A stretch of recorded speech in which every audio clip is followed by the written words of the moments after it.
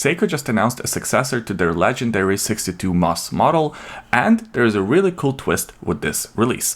On top of that, we have new models from Tudor, from Certina, from Zenith, and many others. My name is Oleg, that right there is Mr. Bond, and this is a weekly YouTube show where we talk about the latest watch releases. Now, let's talk about the new Marathon Limited Edition ADANAC in stainless steel. Marathon is a Canadian watch company, and this year, to celebrate Canada Day, we got this limited edition watch with a maple leaf instead of the logo, which I think looks really cool. Marathon watches have made their name by creating these awesome over-the-top tough guy-like watches, and they are actually official supplier to some of the military forces in Canada as well as United States. This watch here is a limited edition to 500 pieces, and it offers a lot of Canadian symbolism. You have the maple leaf on the crown as well as on the dial. The bezel features a red color scheme, and you can find similar red highlighted on this strap. In terms of case dimensions, I think this watch is very reasonable. 41mm diameter, 11.5mm case height. It's made out of stainless steel, and it features 100 meters of water resistance. This watch is powered by the Sellita SW200 movement, which beats at 4 Hz, and it comes with about 41 hours of power reserve. As far as the pricing goes, this watch is around $1,300 US, which I think is a pretty good price for a watch like this, especially a limited edition. Next, let's talk about the new Certina DS-X GMT collection. Certina is known as a brand that offers a lot of value for money, and it is, in my opinion, one of these underrated watch brands. Now, this new GMT collection is really fun. I like the colors, especially on this white dial one. It kind of looks like almost Christopher Ward. It has something micro brand about it. The bezel design is also very interesting. It is a two-tone finish depending on which color scheme you go for, and it also features a compass on the outer edge, which is unique. I haven't seen both the GMT and the compass on the same bezel in too many watches. I think this is actually the first watch that I see that element on. However, I don't think it looks overly busy. In terms of the case specs, this one comes in a 41mm diameter. It's about 48mm from one lug to another, 12.1mm case height, and unfortunately this one is powered by a quartz movement. Why I say unfortunately, I think a lot of people would prefer an automatic movement, especially from a brand like Certina. Of course, they have access to a lot of ETA movements. Why not put an automatic GMT? But hey, they chose to go with the quartz. At least the price reflects that. Other specs of the watch include 200 meters of water resistance, and this watch features a flyer GMT function, not the collar GMT function as it is known. Out of the versions available, as I mentioned, my favorite is probably this white dial version. I think that looks really cool, especially for the summer. In terms of the pricing and availability, this watch could be found both on the strap or on the bracelet. On the strap, it's 570 euro, and on the bracelet, it's 595 euro, so only 25 euro more for the bracelet version. Next, let's talk about the new Hamilton Khaki Field Mechanical Zermatt Limited Edition. Hamilton Khaki Field has a reputation for being one of the best field watches on the market in the affordable category. Now, every now and then they offer these special editions for different cities, so if you're visiting that city and you go to the AD, you can pick up one of these watches.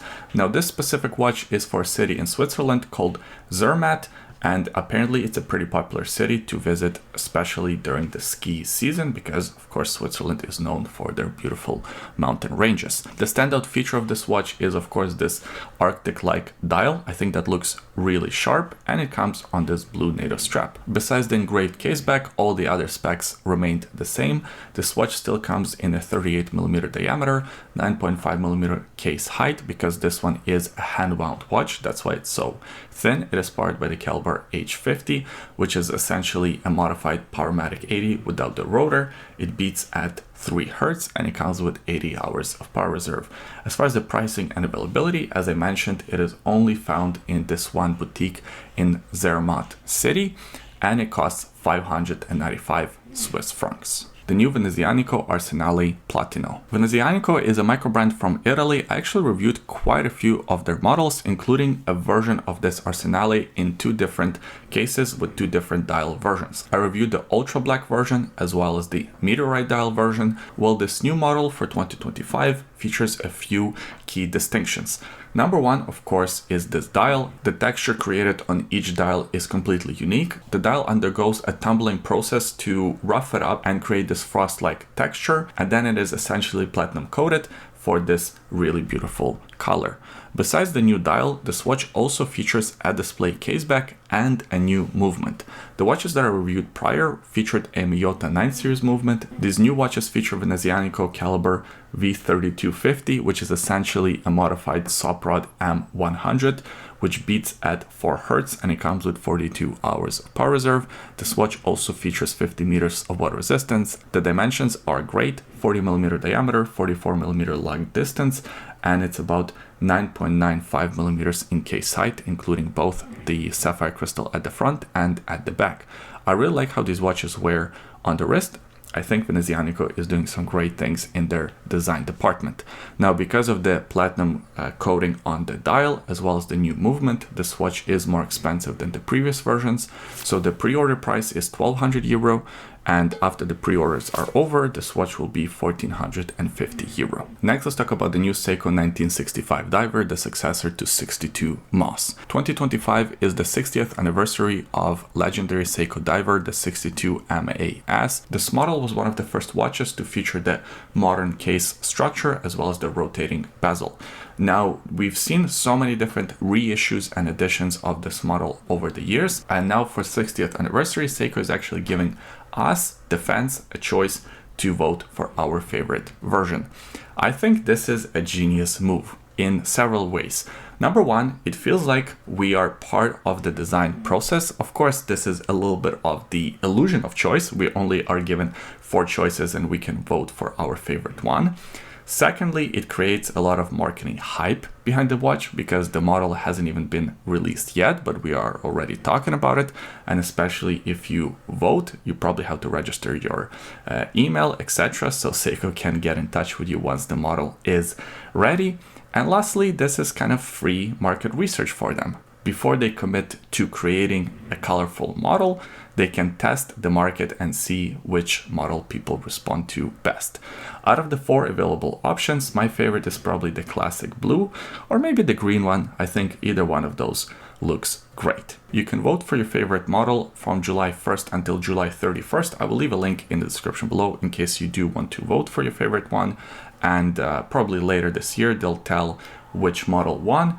And this new version should release early 2026. I have a feeling that the runner-up will also be eventually released, but hey, that's just a hunch that I have. The new Tudor Pelagos FDX Chrono Yellow Limited Edition. Tour de France is just around the corner and there is a new cycling team joining this race. So for that occasion, Tudor has decided to partner up with them and release this new yellow FDX Chrono. Of course, over the years, we have seen a few of these editions. There was the cycling edition, there's also the pink edition, and now we have the yellow edition. I actually really like how this watch looks. The only thing that I'm not so crazy on is the limited nature of it. They're only making 300 pieces and probably each member of the team will get one of these watches. They're probably also going to get the first rights to buy one of these watches. The management of the team will try to buy these watches, as well as some of the Tudor VIPs. So us, as the general public, have no chance of getting one of these, which is a bit of a shame. In terms of the specs and the dimensions, the watch is exactly the same as all the other versions: 43mm diameter, 53mm lug-to-lug distance, and these watches are pretty thin at 13.2mm case height. They're powered by the caliber MT5813, which is essentially a Breitling BO1 movement. It beats at 4 Hz and it comes with 70 hours of power reserve. This watch also features 100 meters of water resistance and it comes in a matte black carbon case. As far as the pricing and the availability, as I said, this will be a very limited edition, only 300 pieces, and this watch is priced at €5,550. The new Zenith Defy Skeleton White Surfer with Time+Tide watches limited edition. This is a third collaboration between Zenith and Time+Tide watches. We have seen one in 2021, then another one in 2023, and now in 2025 we're getting a third watch in this trilogy. And actually, I think this is my favorite one. In terms of the specs, it's very similar to other watches. It is made out of ceramic, but this time it's white ceramic. It's 41mm in diameter, 11mm in case height, and it features 100 meters of water resistance. The movement powering this watch is the caliber Alpamero 3620 SK, which beats at 5 Hz or 36,000 vibrations per hour. It can measure 1/10 of a second and it comes with 55 hours of power reserve. And of course, this movement is gorgeous and the dial is semi-skeletonized. However, the way they designed this dial, it is still fairly legible. One of the things that people dislike about skeletonized dials is the fact that they're difficult to read. I think most people would agree that this watch here is much easier to read than a lot of others.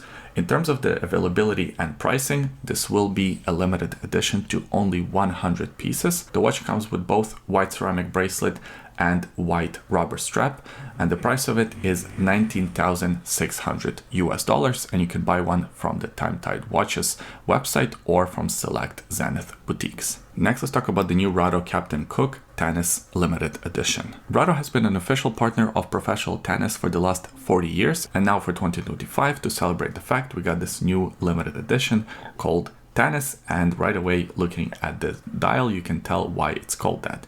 First of all, you have these highlights at 12, 15, 30, and 40, because those are the scores in tennis, which is kind of clever, and of course they look like tiny tennis balls.